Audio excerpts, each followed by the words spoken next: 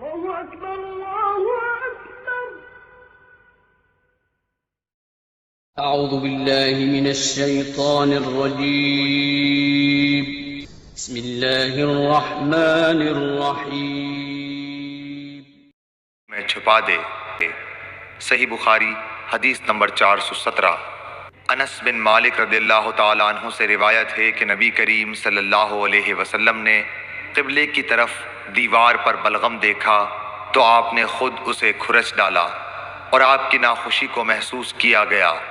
یا راوی نے اس طرح بیان کیا کہ اس کی وجہ سے آپ کی شدید ناگواری کو محسوس کیا گیا.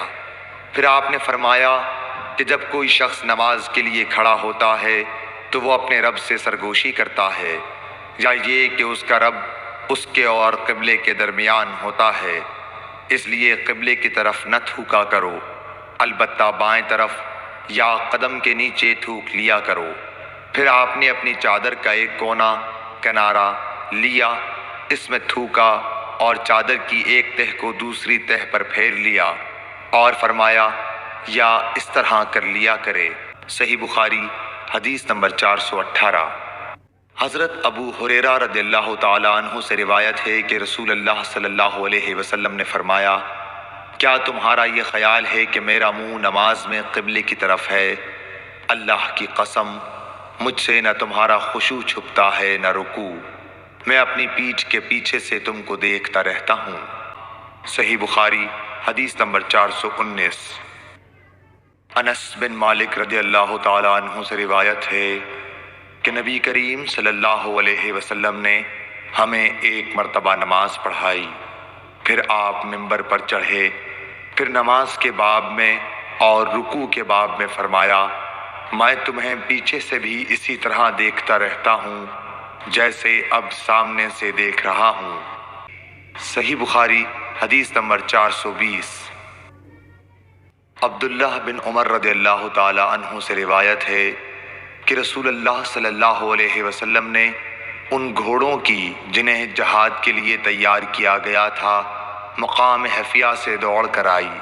اس دوڑ کی حد ثنیۃ الوداع تھی، اور جو گھوڑے ابھی تیار نہیں ہوئے تھے ان کی دوڑ تثنیۃ الوداع سے مسجد بنی زریق تک کرائی.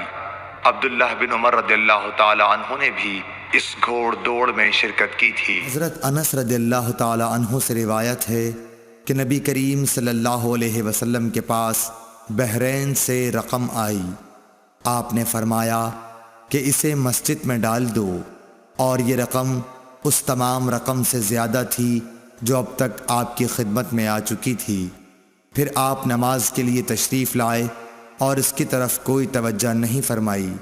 جب آپ نماز پوری کر چکے تو آ کر مال رقم کے پاس بیٹھ گئے اور اسے تقسیم کرنا شروع فرمایا. اس وقت جسے بھی آپ دیکھتے اسے عطا فرما دیتے.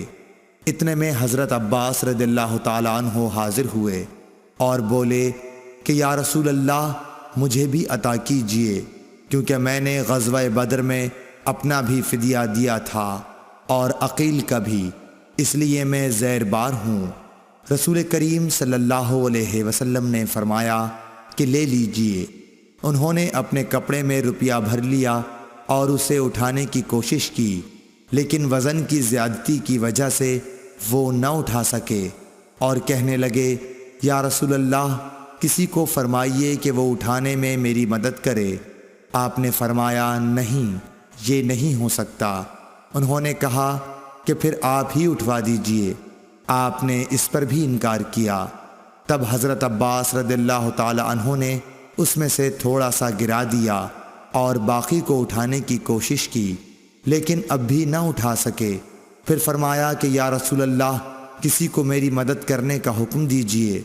آپ صلی اللہ علیہ وسلم نے انکار فرمایا تو انہوں نے کہا کہ پھر آپ ہی اٹھوا دیجئے، لیکن آپ صلی اللہ علیہ وسلم نے اس سے بھی انکار کیا. تب انہوں نے اس میں سے تھوڑا سا اور روپیہ گرا دیا اور اسے اٹھا کر اپنے کندھے پر رکھ لیا اور چلنے لگے. رسول اللہ صلی اللہ علیہ وسلم کو ان کے اس حرص پر اتنا تعجب ہوا کہ آپ اس وقت تک ان کی طرف دیکھتے رہے جب تک وہ ہماری نظروں سے غائب نہیں ہو گئے، اور آپ بھی وہاں سے اس وقت تک نہ اٹھے جب تک کہ ایک چونی بھی باقی رہی۔ صحیح بخاری حدیث نمبر 421۔